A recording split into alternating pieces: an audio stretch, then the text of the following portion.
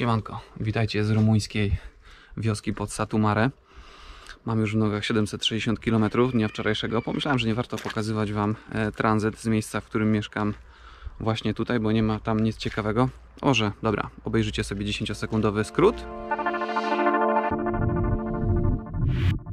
Okej, może trochę więcej niż 10. Wstałem o 5 rano, a o 5:48 siedziałem już na motocyklu. Do pokonania miałem około 760 km i 3 granice. Do Kielc, czyli jakieś 250 km, jechałem ekspresówką, a potem całą trasę bocznymi drogami jednojezdniowymi. Granicę polsko-słowacką przekraczałem w Barwinku, gdzie szybko dotankowałem motocykl. Na samej granicy strażnicy kontrolowali wszystkie auta przede mną, ale machnęli ręką w moją stronę, więc przejechałem bez zatrzymania. Słowackimi znośnymi drogami przejechałem około 155 km bez zatrzymywania się. Bez zatrzymywania się przejechałem także słowacko-węgierską granicę w Pacinie. Te kraje dzieli w tym miejscu jedynie mały mostek nad rzeczką, gdzie nie było żadnego patrolu. Następne 110 km to już jazda po beznadziejnych węgierskich drogach, gdzie prędkość jest ograniczona do 40 km na godzinę. Wschodnie Węgry także przejechałem bez zatrzymania się. Dotarłem do przejścia granicznego z Rumunią w Petei i tam był przymusowy postój na granicy. Mając jednak do dyspozycji motocykl, nie czekałem zbyt długo, bo śmignąłem między samochodami i wjechałem przed sam szlaban. Dowód osobisty był jedynym wymaganym dokumentem. Nie zdjąłem nawet kasku. Pognałem do Satu Mare na jedzenie i poszukiwania noclegu. No i chodźcie zobaczyć, co wynająłem do mieszkania.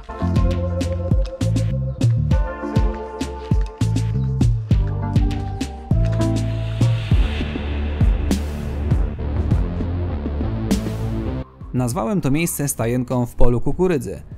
Nie miała drzwi, a niektóre ramy udawały okna, ale klimat w środku był niesamowity. Zaparkowałem motocykl przy samej stajence. Gospodarze zadbali o to, żeby lodówka nie była pusta. Poprzedniego wieczora rozkoszowałem się palinką z Maramuresz, którą częstowali mnie pozostali goście.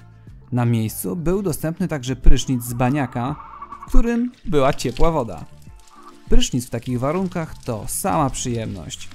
Gospodarze oprowadzili mnie po swojej chacie, ale nie pozwolili mi nic nagrać w środku, więc musicie uwierzyć, że było naprawdę klimatycznie.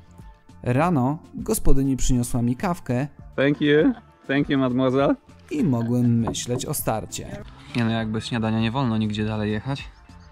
Mam tutaj jeszcze wczorajszą pizzę. Jak latałem po Satu Mare i szukałem bankomatów i wszystkiego, to natrafiłem na jakąś tam pizzerię, wziąłem w kartonie na wynos, dzięki czemu dzisiaj mogę sobie zjeść śniadanko włoskie w Rumunii.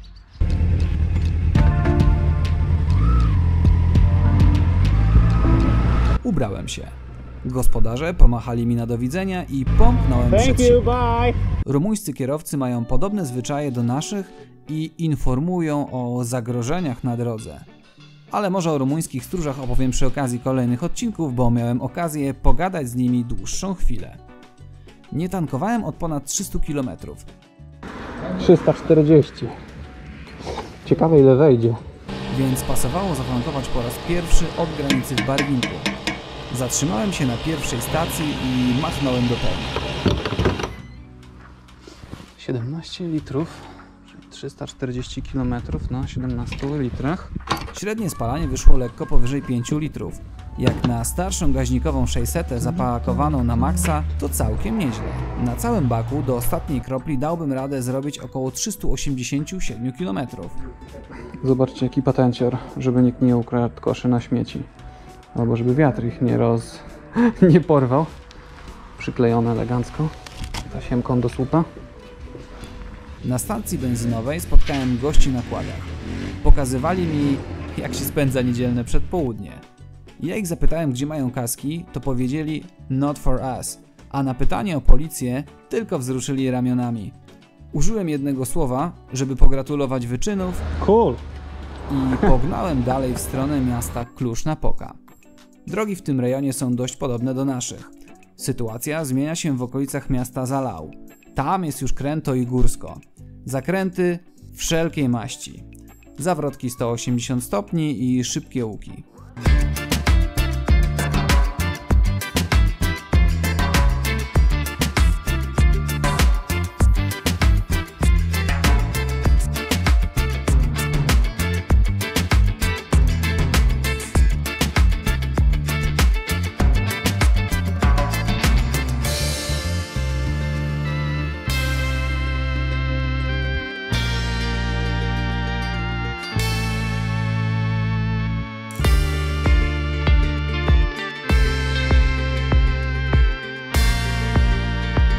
W okolicach Cluj jest elegancka autostrada A3 z ładnymi widokami. Dopuszczalna prędkość to 130 km na godzinę i raczej nikt nie jedzie szybciej. Czyli zupełnie inaczej niż w Polsce. Moim dzisiejszym celem była kopalnia soli Salina Turda. Z Madarasz, z którego wystartowałem, miałem tu około 230 km.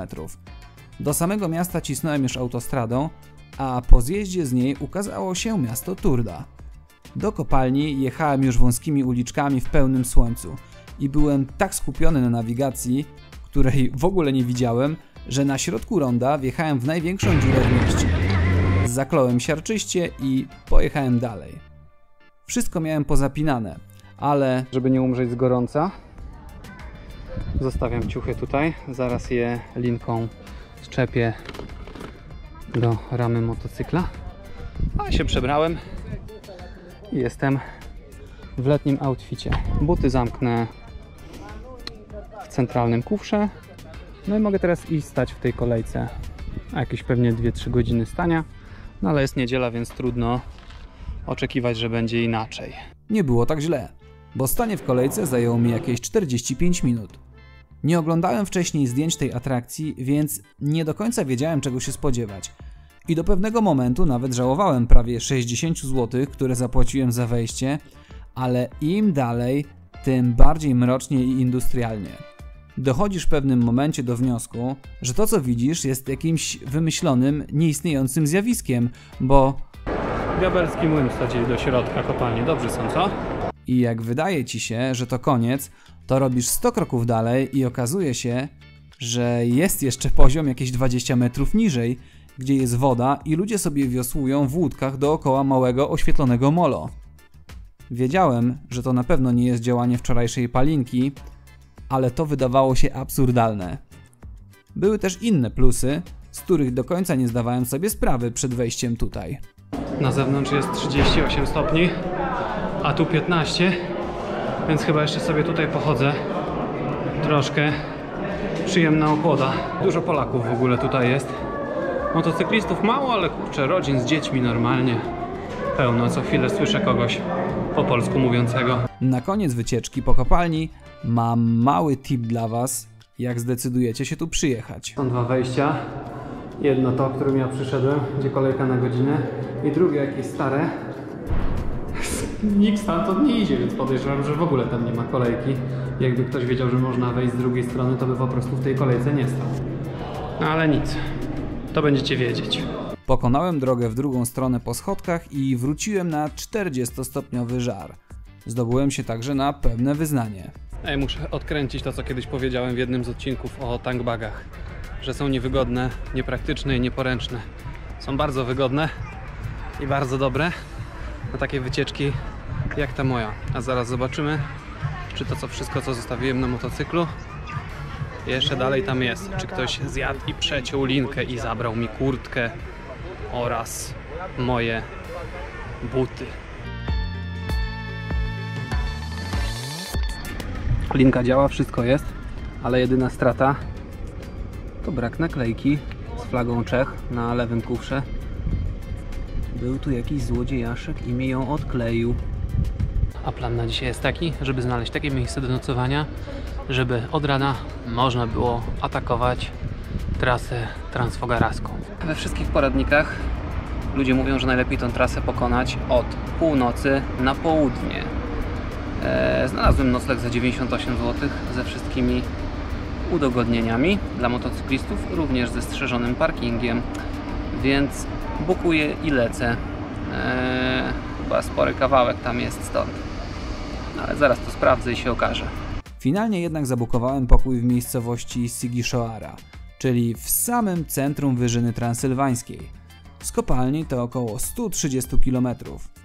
Moto spał na ulicy, a ja po zameldowaniu się w hotelu poszedłem na mały zwiat w poszukiwaniu lokalnej kuchni i trunków. A wam doradzam, że będąc w Rumunii koniecznie musicie spróbować rumuńskiej zupki, jaką jest ciorba. To coś pomiędzy naszymi flakami a leczo. Słowo ciorba może kojarzyć wam się z czymś zupełnie innym. Z piosenkarzem, który był popularny w Polsce w 2013 roku za sprawą swojego hitu Dali Bomba. Smacznego! Śmiechy śmiechami z Sandru Ciorby, ale jak tylko skończyłem nagrywać i powiedziałem, że taki gościu był, to w tym momencie przejechał lokalny wataszka BMW 7, najnowszą, z opuszczonymi szybami i właśnie Sandru Ciorba leciał z głośników. Więc przynajmniej tutaj w Rumunii Sandru Ciorba wiecznie żywy. To by było tyle na dzisiaj. Do zobaczenia jutro.